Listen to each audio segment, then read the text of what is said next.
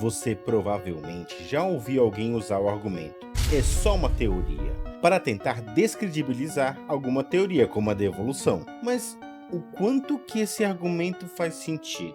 Afinal, o que é uma teoria? Dizer que evolução é uma teoria significa que ela não é comprovada? Olá, eu sou Andy, biólogo, e eu não acredito na evolução. Afinal, a evolução não é uma crença para ser acreditada. Mas o vídeo de hoje não é sobre evolução, é sobre teorias e sobre o método científico. Mas antes, não se esqueça de curtir, compartilhar e comentar o vídeo para gerar engajamento. Isso ajuda demais o canal a encontrar mais pessoas que se interessam pela ciência.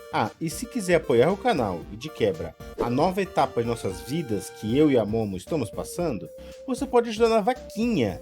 Passamos por contratempos e qualquer quantia é de grande ajuda, e ficaremos extremamente gratos. O link da vaquinha está na descrição. Bem, antes de falar de teorias, precisamos entender os mecanismos que levam as teorias a existir, que é o método científico. É muito comum o termo ser usado como critério a ser levado em conta se uma pesquisa é séria ou não. Então, para a pesquisa ser séria, ela tem que usar o método científico. Mas você sabe como funciona? Bem, segundo o dicionário de Oxford, método é procedimento, técnica ou meio de fazer alguma coisa, de acordo com um plano, ou um processo organizado, lógico e sistemático de pesquisa, instrução, investigação, apresentação, etc. Então, o método científico é uma série de regras, uma maneira com procedimentos e etapas para fazer ciência. Não importa o que você estiver fazendo ou pesquisando, só vai ser considerado ciência se estiver usando o método científico. Existem várias maneiras de explicar os processos e etapas do método científico, e algumas vão ter umas etapas a mais, outras a menos, mas eu gosto muito desse fluxograma. Ele dá uma ótima resumida e traz uns pontos muito interessantes. E tudo começa com uma observação. Mas não pode ser qualquer observação, ela precisa ser sistemática e controlada. Sistemática vem de sistema, então ter uma série de regras que devem ser muito bem estabelecidas e descritas na metodologia da pesquisa. E ela também precisa ser controlada para termos certeza que a observação que está sendo feita é uma observação real. Algo como marcar os animais ao fazer uma pesquisa de ecologia, para ter certeza que não vai contar o mesmo animal duas vezes nos dados, ou acompanhar pacientes de alguma doença ou tratamento para ter certeza que os relatos eles são verídicos, ou o tão famoso e importante grupo controle. É muito utilizado em pesquisas farmacêuticas e funciona assim. Digamos que temos 1000 pessoas testando um remédio para dor de cabeça. Se todos tomarem o remédio e 600 tiverem dor de barriga, temos como ter certeza que o remédio que deu a dor de barriga? Não tem como saber. Um monte de fatores externos, como a água do local onde a pesquisa foi efetuada, podem influenciar as pessoas. E o mesmo para se o remédio foi eficaz. Ele foi eficaz porque o remédio é eficaz ou foi algum fator externo? Então se faz o grupo controle. Metade toma um remédio e a outra metade toma um placebo. Um remédio idêntico, mas sem efeito. O ideal é nem a pessoa, nem quem está aplicando o remédio saber qual é falso e qual não é, para evitar que pessoas sejam influenciadas. Apenas um grupo de pessoas que vai analisar os dados sabe qual é qual. Se com um grupo controle, os 600 que ficaram com dor de barriga são mais ou menos metade de cada grupo, então 300 que tomaram o remédio e 300 que tomaram placebo, já sabemos que não foi o remédio que fez a dor de barriga. Afinal, quem nem tomou o remédio também teve dor de barriga. Agora, se apenas quem tomou o remédio ficar mal, então sabemos que tem a ver com o remédio, é um efeito colateral. O mesmo para a sua eficácia. Se todo mundo ficar bem, até quem tomou o placebo, sabemos que não foi o remédio em si que curou. É claro que quando a gente fala de pesquisa de remédios, existem várias etapas, também tem toda uma metodologia, uma série de regras de com quem testar, como testar, mas isso a gente pode deixar para um outro vídeo. Muitas pesquisas são feitas com esse método para ter uma maior certeza de que os resultados são reais. Inclusive, as meninas do Nunca Vi um Cientista usaram o controle no vídeo onde testaram se pepino ajuda a não grudar ovo na panela. Sim, pepino. Mas para testar com certeza, elas fritaram em uma panela antiaderente, uma de ferro e uma de inox. Aqui a gente já vê uma série de regras, né? E com vários materiais diferentes, para ter certeza que o pepino vai fazer ali efeito, não importando o tipo de panela. Mas também fizeram com as mesmas panelas, com pepino e sem nada, só o ovo. Assim, se não grudar em ambos, com e sem pepino, a gente sabe que não foi o pepino que fez efeito. Agora, se grudar no que não tem nada e não grudar no pepino, aí sim o pepino fez efeito. Então o controle serve para a gente ter certeza que é o pepino que está fazendo isso. É importante essa série de regras e controle na observação, para que tenhamos certeza que a observação é verdadeira. E se alguém duvidar da sua observação, ela pode simplesmente replicar os métodos e testar por si mesma se a observação está correta. E é por isso que quando alguém usa evidência anedótica, ou seja, evidência do testemunho pessoal de alguém, não aceitamos como evidência científica. Não quer dizer que está errado, mas também não é uma prova de que está certo. Para ter certeza, o método científico todo deve ser aplicado. Muito bem, após uma observação, temos fatos. Um fato é algo concreto, cuja existência pode ser constatada de modo indiscutível. Verdade. Então, claro, ele precisa ser verificável. Se não tem como verificar, não é um fato científico. É simples assim. Não quer dizer que esse fato seja imutável. Pode ser que ao replicar o experimento, a observação seja outra. Talvez por algum erro na primeira observação ou pelo entendimento errado de algo nos resultados. Mas é exatamente por isso que é importante que esse fato seja verificável. Ok, agora formamos hipóteses. Hipóteses são explicações. Elas vão tentar explicar os fatos e observações. Ou também podem ser possibilidades ou probabilidades, que também precisam de verificações. Por exemplo, em uma pesquisa de ecologia, foi observado declínio na população de pumas. A diminuição da população é um fato. Agora o próximo passo é tentar entender o porquê. Pode ser a caça, o desmatamento, a fragmentação das matas ou tudo junto. A hipótese vai tentar explicar a observação e os fatos. Assim como o exemplo do remédio, que teve o efeito colateral de dor de barriga. Os pesquisadores precisam criar hipóteses do porquê que esse efeito colateral acontece e como resolver. Para ser uma hipótese científica, ela precisa ser testável. Bem, isso é bem óbvio, né? Precisa haver alguma maneira para testar essa hipótese. Mas mais importante ainda, a hipótese precisa ser falseável. Ou seja, precisa haver uma forma de provar que a hipótese é falsa. Não quer dizer que a hipótese tenha que ser falsa, mas tem que existir alguma maneira de provar que ela pode ser falsa.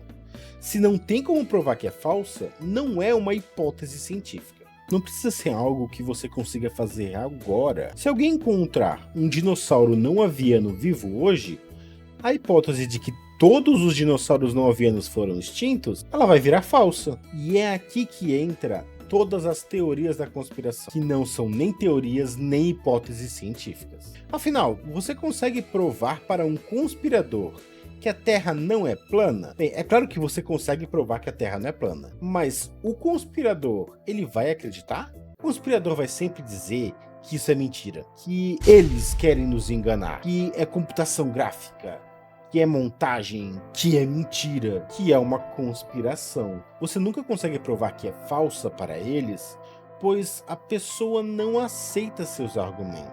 Então não é uma hipótese científica. Inclusive, a partir do momento que alguns terraplanistas param de tratar como uma conspiração e vão atrás de fatos e fazem os seus próprios experimentos, muitos deles deixam de ser terraplanistas. O mesmo vale para muitas pseudociências que dependem de fé, como astrologia ou física quântica falsa, a mística, não a física quântica verdadeira. Como elas dependem de você acreditar, mesmo sem nenhuma evidência científica ou pesquisa comprovando, você não consegue provar que não é verdade. Muito bem, hipóteses então são as explicações dos fatos e ou observações feitas. E às vezes, as hipóteses começam a se acumular e se agrupar. Hipóteses que explicam observações e fatos diferentes, mas dentro da mesma área. E só aí que é formada a teoria científica.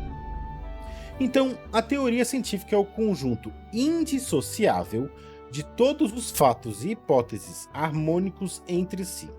A teoria da evolução é um agrupado de todas as evidências da evolução, desde fósseis, genética, observações em seres vivos, comparações entre os seres vivos, ou seja, todos os fatos observados que mostram evidências da evolução e todas as hipóteses que explicam esses fatos. A teoria da evolução é muito ligada a Darwin, e ele contribuiu muito para a teoria.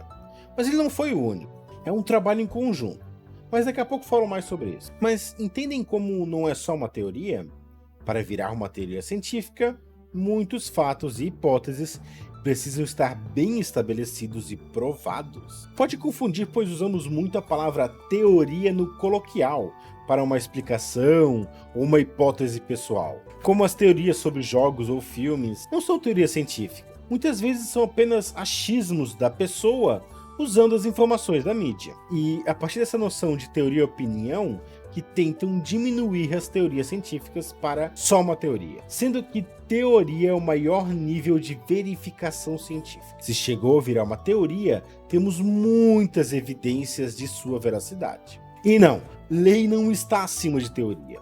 Leis, como as leis de Newton, são apenas uma descrição generalizada de algum fenômeno. Enquanto dentro das teorias, como a teoria da gravidade de Newton, vão incluir, além das descrições, as explicações desses fenômenos. Ok, temos uma teoria científica. Acabou? Claro que não, pois a partir dessas teorias podemos obter implicações, conclusões e previsões. Ou seja, com as conclusões e implicações, conseguimos entender melhor como as coisas funcionam e até prever como as coisas vão funcionar. Podemos prever o clima, as órbitas de planetas, o comportamento de vírus, a tendência do mercado econômico, entre muitas outras coisas. Basicamente, aplicar as teorias para novas coisas e para entender melhor o universo. Mas claro que não paramos de tentar entender o universo. Então, estamos sempre fazendo novos experimentos que geram novas observações. E essas novas observações levam a novos fatos. E agora vem uma parte muito importante do método científico. Esses novos fatos corroboram a teoria existente? Ou seja, eles concordam com ela? Caso sim, então é simples. Eles são adicionados à teoria. Um ótimo exemplo é a teoria da evolução. Quando Darwin escreveu o famoso Origem das Espécies, ele menciona hereditariedade, mas na época ainda não sabia como funcionava. Quando Mendel, o pai da genética, publicou seus resultados, eles se encaixaram perfeitamente na teoria da evolução.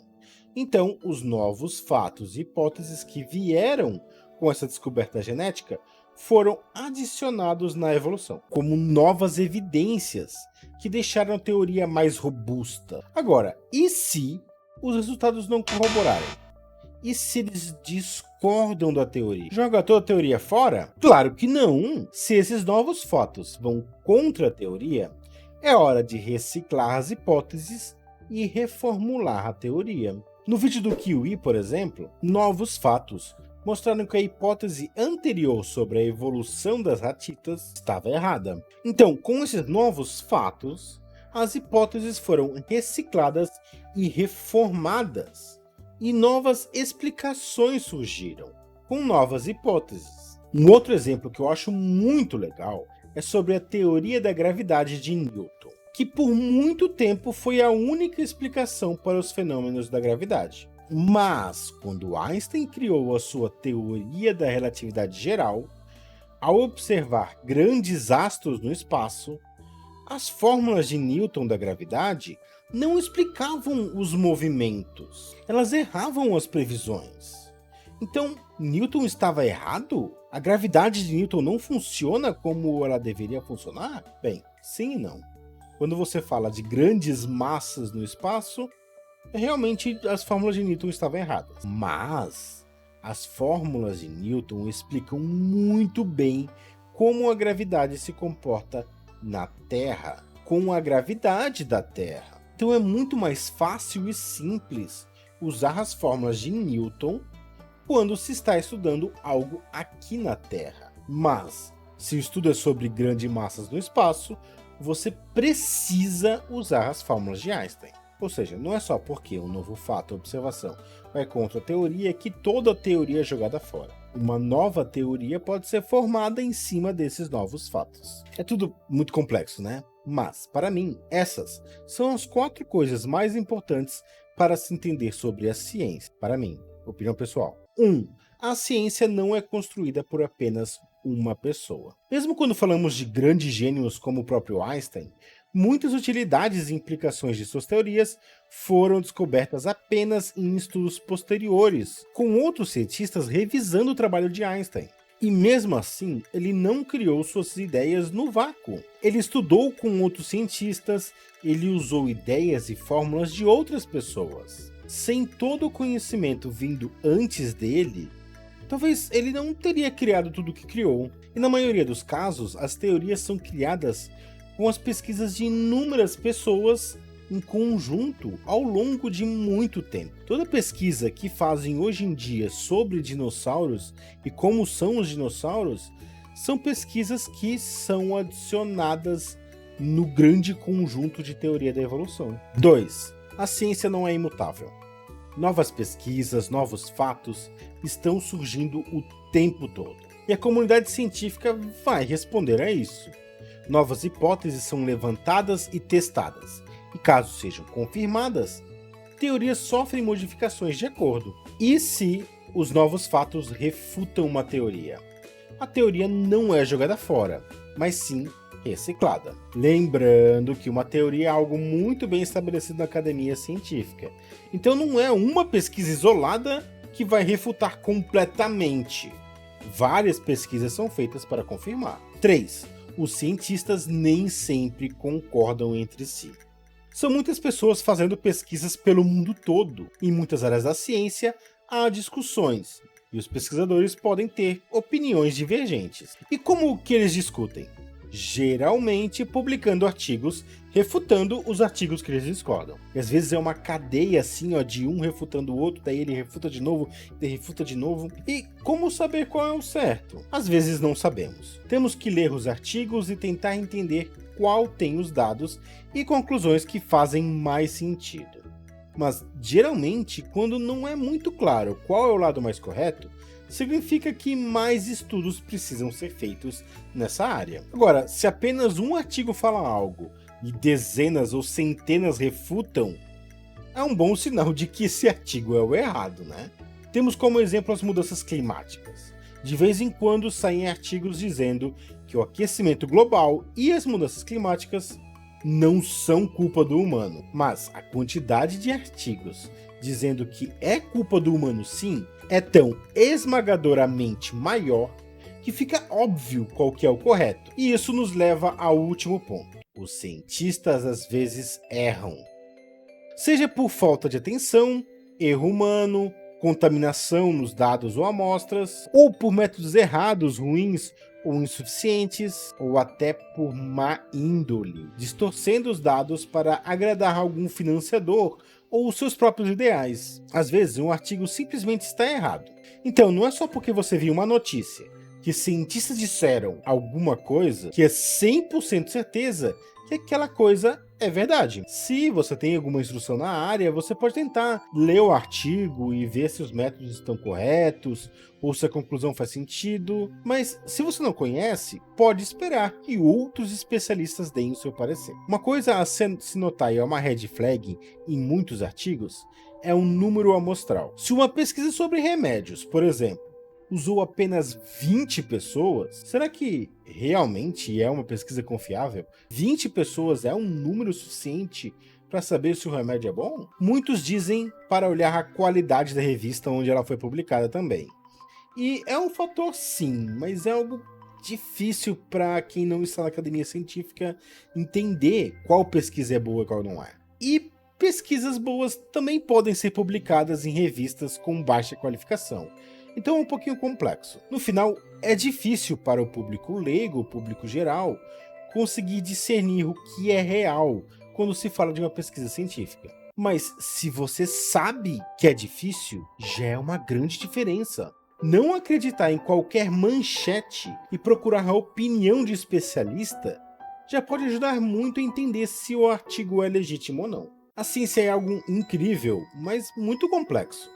Então é compreensível as pessoas não entender. Mas a ciência, os cientistas, não são uma coisa só. É a união de muitas ideias e pensamentos de centenas de milhares de pessoas. E a ciência é mais do que as pessoas imaginam. Se você usa um método científico, está fazendo ciência. Então, até história, que você não relaciona muito com ciência, né? Se você estiver fazendo uma pesquisa que usa os métodos científicos, você está fazendo ciência. Não importa a matéria. Bem, esse é um assunto muito extenso e muito complexo. Eu só mostrei a ponta do iceberg para vocês, mas eu espero que tenha conseguido mudar um pouquinho de como vocês veem a ciência. E principalmente entendido que não dá para dizer que evolução é só uma teoria, pois na ciência, ser uma teoria é o maior patamar que você pode alcançar de verificação. Obrigado por assistir o vídeo até o final. Se você foi guerreiro e viu tudo, deixe nos comentários aí qual que é a teoria que você mais gostou de aprender na escola e qual foi seu maior pesadelo.